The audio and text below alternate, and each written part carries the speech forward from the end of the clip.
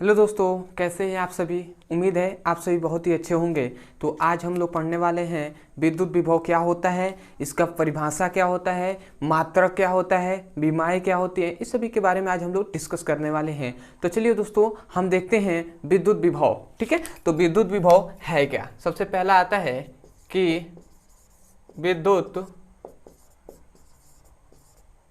विभव। ठीक है, तो विद्युत विभव है क्या। तो सबसे पहले तो इसका अर्थ जानेंगे ना कि विद्युत विभव का अर्थ ही क्या होता है। तो याद रखेंगे, विद्युत विभव का अर्थ ही होता है कि आवेश प्रवाह के दिशा को बताने वाला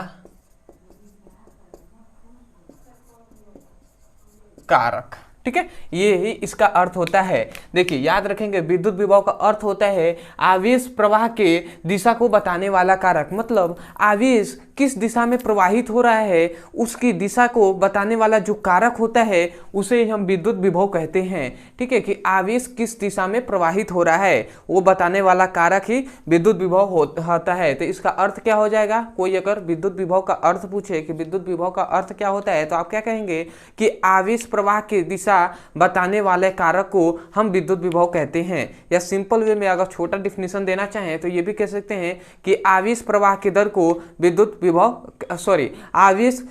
आवेश की दिशा बताने वाले कारक को हम विद्युत विभव कहते हैं। ठीक है, तो ये आप कह सकते हैं, परंतु क्या सचमुच ऐसा डिफिनेशन इसका परिभाषा की यही है। तो नहीं, डिफिनेशन आपका अलग से मिलेगा। डिफिनेशन क्या है, तो चलिए अब हम देखते हैं इसका। ये तो हो गया इसका अर्थ। ठीक है, कि विद्युत विभव का अर्थ क्या होता है कि आवेश के प्रवाह की दिशा को बताने वाले कारक। अब आते हैं दूसरे टॉपिक पे कि इसका परिभाषा, कि इसका परिभाषा क्या है। तो देखिए, परिभाषा आपको कितने अच्छे से आपको याद हो जाएगा। सबसे पहले तो याद रखेंगे, विद्युत विभव का फॉर्मूला होता है, ठीक है, V=W/Q। ये विद्युत विभव का फॉर्मूला होता है, इसे याद रखेंगे। V क्या है, विभव है, विद्युत विभव।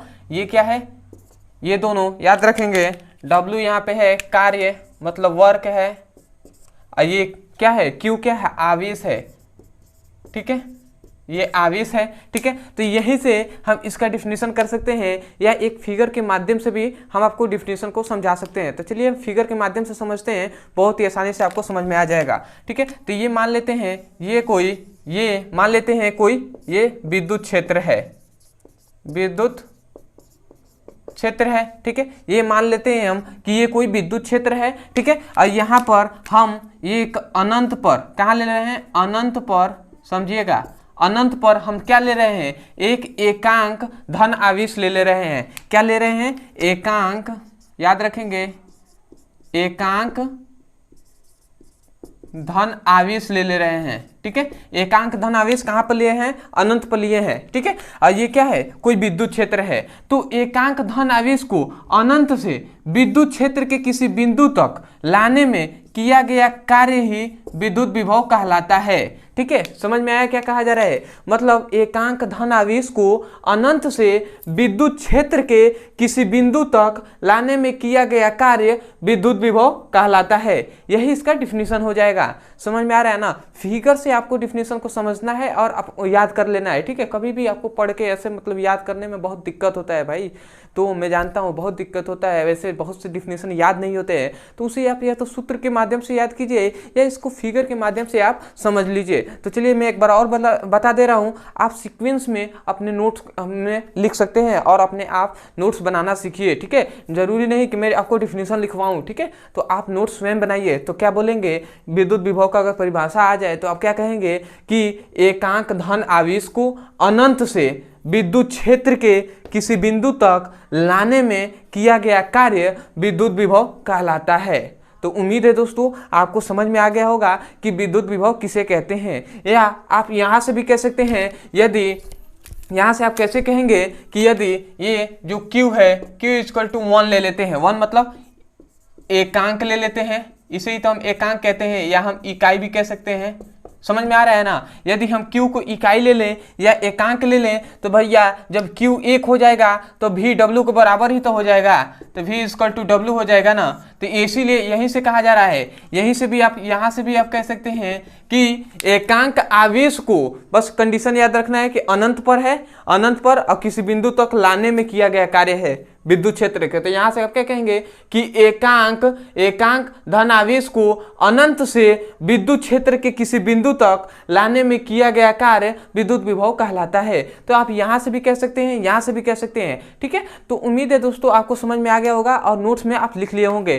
तो अब हम चलते हैं अपने दूसरे टॉपिक इसी टॉपिक पे आगे कि इसका मात्रक क्या होता है और विमाएं क्या होती हैं। तो मैं इससे पहले आपको बता दूं, ये टॉपिक पढ़ाने के मेरा 2 ही मकसद है। एक सबसे पहला कि आपको समझाना कि हाँ भाई आपको याद हो जाए, ठीक है। आप आए हैं 5 मिनट आपने समय दिया है हमें, तो आपको याद हो जाए इसलिए मैं। और दूसरा हमारा मकसद ये है कि आप मेरे पढ़ाने का तरीका समझ लें कि मैं कैसा पढ़ा रहा हूँ, आपको कैसे बता रहा हूँ, ठीक है। क्योंकि जैसे मान लीजिए मैंने 30 या 35 मिनट का वीडियो बनाया तो वैसे मतलब बहुत ही कम व्यूज आते हैं, क्योंकि आदमी मतलब वो क्लिक ही नहीं करेगा तो भाई देखेगा कैसे, जानेगा कैसे। तो मेरा मकसद यही है कि आप जाने कि हाँ कैसे पढ़ाते हैं। अब मैं हर वीडियो में बताता हूँ कि कभी भी मैं फिगर को, कभी भी कोई भी डिफिनेशन हो उसको मैं रटवाता नहीं हूँ, या आपको सूत्र के माध्यम से मैं बता दूं, डिफिनेशन को याद करा दूं, या आपको फिगर के माध्यम से डिफिनेशन को याद करा दूं, पर मैं डिफिनेशन को याद ही करा देता हूं, ठीक है। याद वीडियो में आए हैं तो वीडियो में आपको याद करके ही जाना है। मेरा मकसद यही होता है कि आपको याद करके ही जाएं। तो यदि आप क्लास 10th या 12th के स्टूडेंट होंगे और यदि सीरियसली आप पढ़ाई करना चाहते हैं तो मैं क्लास 10th का और 12th का दोनों का लिंक दे दूंगा डिस्क्रिप्शन में। आप वहां से जाकर क्लिक करके एक एक चैप्टर वाइज सीक्वेंस में वीडियो को देख सकते हैं और अपने सुंदर से नोट्स बना सकते हैं, ठीक है। तो चलिए अब हम देखते हैं इसका सबसे पहले इसका मात्रक, ठीक है। तो अब हम देखेंगे मात्रक। तो मात्रक क्या होता है तो याद रखेंगे इसका सबसे पहला मात्रक होता है यहां से कार्य का मात्रक जूल, आवेश का मात्रक कूलाम। तो पहला मात्रक हो जाएगा क्या, जूल प्रति कूलाम। पहला मात्रक हो जाएगा जूल प्रति कूलाम। और दूसरा भी याद रखेंगे, दूसरा मात्रक हो जाएगा वोल्ट।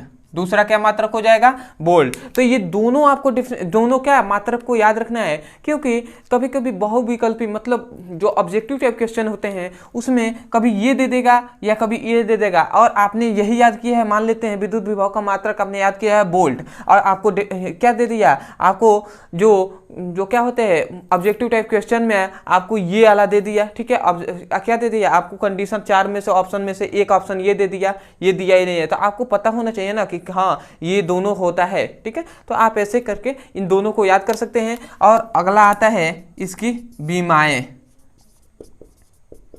ठीक है। तो विमाएं भी याद रखेंगे। विमाएं होती है ml2t-3 a इनवर्स, ठीक है। तो ये आपको विमाएं भी आपको याद रखना है, ठीक है, क्योंकि बहुत ही इंपॉर्टेंट ये दोनों होते हैं ऑब्जेक्टिव टाइप क्वेश्चन के लिए। और डेफिनेशन आपको याद हो गया होगा कि एकांक धनावेश को अनंत से विद्युत क्षेत्र के किसी बिंदु तक लाने में किया गया कार्य विद्युत विभव होता है या कहलाता है, ठीक है, विद्युत विभव कहते हैं। तो उम्मीद है दोस्तों आपको समझ में आ गया होगा। और मैं अंत में यही कहूँगा कि यदि आप 5 मिनट के लिए आए हैं, सीरियसली पढ़ाई कर रहे हैं, ठीक है, तो 5 मिनट ये वीडियो देखने के बाद आपको समझ में आ गया होगा कि मैं कैसे पढ़ा रहा हूँ। तो अभी आप हमारे डिस्क्रिप्शन में चले जाइएगा और वहाँ पर आपको लिंक दे दिया गया होगा दोनों का। आप क्लास 10th के भी होंगे या 12th के भी स्टूडेंट होंगे, तो आप जाकर वहाँ से क्लिक करके आप सीक्वेंस वाइज पढ़ सकते हैं और अपने सुंदर से नोट बना सकते हैं। या किसी भी चैप्टर, मतलब एक तरह से मैं कहूँ ना तो अगर फिजिक्स में आपको कोई भी टॉपिक समझ में नहीं आता है, कोई भी टॉपिक, तो उस टॉपिक को नाम लिखिए यूट्यूब पर। जैसे आपको विद्युत विभव समझ में नहीं आ रहा है तो आप नाम लिखिए विद्युत विभव और अंत में हमारे चैनल का नाम लिख दीजिए, आपको वीडियो मिल जाएगा।